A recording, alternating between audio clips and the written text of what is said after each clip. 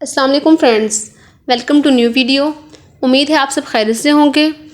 आज की वीडियो में हम डिस्कस करेंगे बायोग्राफिया लिटरेरिया का chapter number 18। Let's start. Biographia Literaria chapter 18। Chapter 18 के स्टार्ट में भी एस.टी. कॉलरिज उन पॉइंट्स को डिस्कस करता है जिनसे वो एग्री नहीं करता विलियम वर्ड्सवर्थ के। वो उन पॉइंट्स को हाईलाइट करता है जो कि विलियम वर्ड्सवर्थ ने बोले हैं, उसने कोट किए हैं, लेकिन वो कहता है कि ये इसने गलत बोला है, मैं इन बातों से, इन पॉइंट्स से एग्री नहीं करता। वो कहता है कि जो विलियम वर्ड्सवर्थ के जो आइडियाज़ हैं ना वो इम्प्रैक्टिकल हैं। His ideas are impractical, if some of them are practical they are useless. वो कहते हैं कि जितने भी आइडियाज़ हैं ना विलियम वर्ड्सवर्थ के, वो सारे इम्प्रैक्टिकल हैं, और अगर उनमें से कोई एक आता प्रैक्टिकल है भी तो वो यूजलेस है, किसी काम का नहीं है। He mainly focus on metre, its effect, origin and importance. वो ज़्यादातर फोकस करता है मीटर पे, उसके इफेक्ट पे, ओरिजिन पे और उसकी इम्पोर्टेंस पे। According to William Wordsworth, language of both prose and poetry is similar with no essential difference.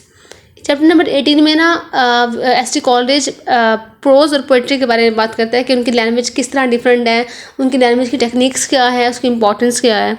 तो वो कहते हैं कि विलियम वर्ड्सवर्थ के अकॉर्डिंग ना जो लैंग्वेज होती है प्रोज की और पोइट्री की, वो सेम होती है, जबकि ऐसा नहीं है। According to S T. Coleridge, words and language is same but style is different. वो कहते हैं कि ये बात सच है, मैं झूठ मैं ही नहीं कहूँगा कि वो सिरे से गलत ही है विलियम वर्ड्सवर्थ, मैं ऐसे नहीं कह रहा। मैं कह रहा हूँ कि बेशक ये बात ठीक है कि जो लैंग्वेज होती है ना, जो वर्ड्स होते हैं वो सेम होते हैं प्रोज के और पोइट्री के, लेकिन स्टाइल दोनों का बिल्कुल ही मुख्तलिफ है।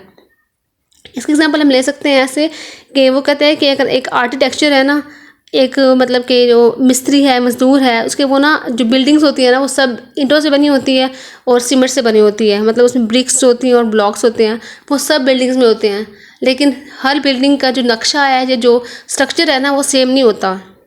बेशक उसमें ब्रिक्स भी यूज़ हुई हैं, ब्लॉक्स भी यूज़ हुए हैं, सीमेंट, ये सब चीज़ें हर बिल्डिंग में यूज़ हुई हैं, लेकिन हर बिल्डिंग का स्टाइल, उसका स्ट्रक्चर डिफरेंट है। वो कहता है इसी तरह प्रोज और पोइट्री में भी लैंग्वेज बेशक सेम है, वर्ड सेम है, लेकिन जो उनका स्टाइल है वो बिल्कुल मुख्तलिफ है। उसके बाद वो कहते हैं कि वो एग्जांपल देते हैं कि जो विलियम वर्ड्सवर्थ की जो पोइम है ना, Thomas Gray's sonnet is worthless because he used more poetic diction rather than ordinary language. S T. Coleridge कहते हैं कि जो उसकी पोइम है थॉमस ग्रे, वो ना वर्थलेस है क्योंकि उसमें उसने बहुत ज़्यादा पोइटिक डिक्शन का यूज़ किया है, ऑर्डिनरी लैंग्वेज यूज़ नहीं की। इसके बाद चैप्टर नंबर 18 में एस.टी. कॉलरिज कुछ ऐसे पॉइंट्स को डिस्कस करता है जो कि बताते हैं कि प्रोज और पोइट्री में क्या डिफरेंस है। According to Coleridge, poetry and prose has same elements. वो कहते हैं कि देखने में प्रोज और पोइट्री के एलिमेंट्स सेम हैं। Things which make them different is the arrangement of style. वो कहता है जो चीज़ इन्हें मुख्तलिफ बनाती है ना या मुनफरिद बनाती है वो उनका स्टाइल है। बेशक एलिमेंट्स सेम है, वर्ड्स सेम है, लैंग्वेज सेम है, लेकिन जो उनका स्टाइल है ना वो इन दोनों को डिफरेंट बनाता है। वो कहता है कि जो पोइट्री है ना, poetry is arranged on the basis of metre. जो पोइट्री है ना उसका जो जिस बेस पे वो अरेंज होती है ना, या उसका जो स्टाइल है वो होता है मीटर, उसमें मीटर यूज़ होता है पोइट्री में। While prose has no metre, जबकि जो प्रोज है उसमें कोई मीटर नहीं होता। तो ये भी एक डिफरेंस है जो कोई कि वाज़ह डिफरेंस है पोइट्री और प्रोज में। पोइट्री में हम लोग मीटर यूज़ कर रहे हैं, जबकि प्रोज में कोई मीटर है ही नहीं। Both different on basis of aim. वो कहते हैं कि इनके जो एम है, इनके मकसद है ना वो भी मुख्तलिफ ही हैं। पोइट्री का जो एम है ना वो प्लेयर है, poetry aim is pleasure, prose aim is truth. वो कहते हैं कि जो पोइट्री का एम है ना वो सिर्फ ये है कि वो लोगों को खुशी दे, उनके जो फीलिंग्स हैं, उनके जो इमोशंस हैं उनको अप्रिशिएट करे, उनको कंसोल करे, उनको प्लेयर दे, इंजॉयमेंट दे। लेकिन जो प्रोज है ना, प्रोज का जो एम है ना, मकसद जो है वो ट्रूथ है। तो ये हम देखते हैं कि जो प्रोज होते हैं, कोई नॉवेल्स होते हैं, शॉर्ट स्टोरीज वगैरह हो गई, इसमें ये चीज़ें होती हैं कि प्रोज में हम लोग देखते हैं कि स्टोरीज़ होती हैं, जो हमारा हिस्ट्री है, हिस्ट्री आ जाती है प्रोज में, जो कि पीछे लोग गुजरे हैं, तारीख हो गई हमारी, इसमें कि सच्चाई होती है। जबकि जो पोइट्री का जो एम होता है वो प्लेयर होता है। जैसे एस.टी. कॉलरिज ने पहले भी कहा है कि प्रोज और पोइट्री में अरेंजमेंट ऑफ स्टाइल का डिफरेंस है, तो वो दोबारा कहता है कि arrangement of words is different in prose and poetry. You arrange them in such a way that they becomes appropriate for poetry और फॉर प्रोज। जैसे कि उसने पहले बात की थी कि पोइट्री प्रोज में लैंग्वेज सेम है, वर्ड सेम है, लेकिन जो डिफरेंस है ना वो ये है कि वहाँ पे वर्ड्स की जो अरेंजमेंट है ना वो डिफरेंट है। कि ना हम पोइट्री में या प्रोज में लफ्ज़ को इस तरह अरेंज करते हैं कि हमें लगता है कि ये अप्रोप्रिएट फॉर पोइट्री है और ये अप्रोप्रिएट है प्रोज के लिए। मतलब हम वर्ड्स को इस तरह अरेंज करते हैं कि लगता है कि ये पोइट्री के लिए ही बने हैं, और प्रोज में इस तरह अरेंज करते हैं कि लगता है कि सिर्फ प्रोज के लिए ही बने हैं। तो सिर्फ इनमें डिफरेंस कोई नहीं है, वर्ड्स लैंग्वेज में डिफरेंस सिर्फ अरेंजमेंट का है। उसके बाद वो कहते हैं कि metre is the perfect proper form of poetry. जो मीटर है ना वो प्रॉपर फॉर्म है पोइट्री की। पोइट्री इज़ इम्परफेक्ट और डिफेक्टिव विदाउट मीटर। वो ये बात भी करता है कि जैसे हमने इसने पहले भी कहा है कि जो पोइट्री है ना उसकी जो अरेंजमेंट है ना वो मीटर की बेस पे होती है, मतलब कि मीटर जो है ना वो कंपलसरी होता है पोइट्री में। तो आगे दोबारा कहता है कि जो मीटर है ना वो प्रॉपर फॉर्म है पोइट्री की।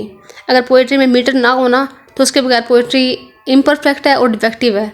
मतलब कि हम कह नहीं सकते कि जो मीटर के बगैर कभी पोइट्री हो सकती है। तो यहाँ पे एस.टी. कॉलेज कहता है कि जो मीटर है ना वो पोइट्री के लिए कंपलसरी एलिमेंट है। इसी पॉइंट को आगे लेके जाता है कॉलेज। वो कहता है कि when there was no printing press, then meter or rhyme were the basic things through which we could learn poetry। वो कहता है कि जब पहले ज़माने में या पुराने पास्ट टाइम में जब प्रिंटिंग प्रेस नहीं थे, जब इस तरह की फैसिलिटीज़ नहीं थी, तो पोइट्री में जो चीज़ थी ना मीटर और राइम, वो वही चीज़ थी जिसके थ्रू लोग पोइट्री को याद करते थे। मतलब कि पोइट्री जो मतलब एक वो होता है राइमिंग स्कीम हो गई, मीटर हो गया, उसके थ्रू पोइट्री को याद करना आसान था। उसके बाद वो कहते हैं कि poetry is preserve because of metre use. वो कहते हैं अगर हम कहें मतलब कि पोइट्री अगर आज भी प्रिजर्व्ड है, आज भी सेफ है, तो वो मीटर की वजह से ही है, क्योंकि मीटर की वजह से लोगों ने इसको याद किया, लोगों के जहनों में ये रही है। क्योंकि पहले तो ये प्रिंटिंग प्रेस और इस तरह की चीज़ें नहीं थी, बुक्स वगैरह का नहीं था ये सीन। तो कहते हैं कि पोइट्री की जो महफूज होने की जो वजह है ना वो मीटर ही है। वो कहते हैं कि metre gives us pleasure by appropriate usage and seeks attention. वो कहते हैं कि मीटर का अगर सही यूज़ किया जाता है ना पोइट्री में, तो उसके थ्रू ना ये हमें प्लेयर देता है, मतलब कि हमें अपनी तरफ राग़िब करता है। अगर मीटर अच्छे तरीके से यूज़ हुआ है ना, उसमें मीटर का यूज़ हुआ है, तो वो अटेंशन सीख करता है लोगों की। वो कहते हैं आगे बताते हैं कि मीटर का पर्पज़ क्या होता है। एक पर्पज़ तो मीटर का ये होता है कि रिकलेक्ट, चीज़ों को रिकलेक्ट करना, इकट्ठा करना। और दूसरा जो पर्पज़ है वो होता है रिमेंबर, लोगों को चीज़ें याद कराना। मतलब कि मीटर के थ्रू ही लोगों ने पोइट्री को याद किया था, तो ये भी एक इसका पर्पज़ है। इसके बाद वो कहते हैं कि जो मीटर है ना increases the liveliness of poetry. जो मीटर है ना वो पोइट्री की ज़िंदगी को एक किस्म की बढ़ा देता है। मतलब कि मीटर की वजह से ही पोइट्री ज़्यादातर फेमस रहती है या उसको फेम मिलता है। वो कहते हैं we can understand feelings and emotions properly. Metre के थ्रू ही हम इमोशंस और फीलिंग्स को प्रॉपर तरीके से समझ सकते हैं, उसको महसूस कर सकते हैं। उसके बाद कहते हैं कि मीटर एक्साइट्स इमोशन, हाइटेड response and reader read with the same thought by which writer write. वो कहते हैं कि अगर मीटर का यूज़ सही तरीके से हुआ है ना, तो जिस थॉट के थ्रू राइटर ने पोएम लिखी है या पोइट्री लिखी है, तो रीडर भी उसी थॉट के थ्रू ही उसे पढ़ेगा। बाज़ जगह पे ऐसा होता है कि अगर कोई हम देखते हैं कि जो स्टाइल है ना पोइट्री का, बाज़ वक्त वो बहुत मुश्किल होता है, जो आम लोग हैं उसको समझ नहीं सकते।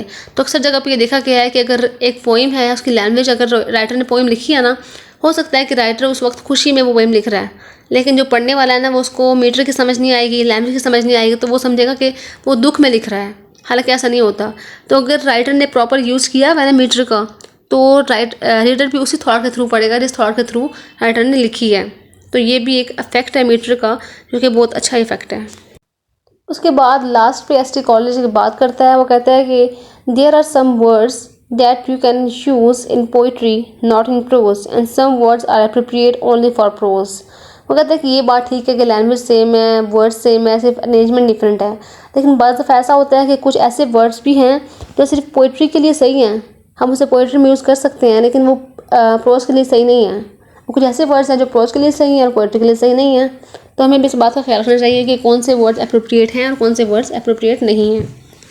तो ये थी हमारी आज की वीडियो, इसमें हमने डिस्कस किया चैप्टर नंबर 18 को, उन पॉइंट्स को जिसको एस.टी. कॉलेज ने हाईलाइट किया है, जिन पॉइंट्स से वो डिसएग्री करता है। उम्मीद है आपको समझ आ गई होगी। अगर समझ आ गई है तो don't forget to subscribe my channel. Thank you.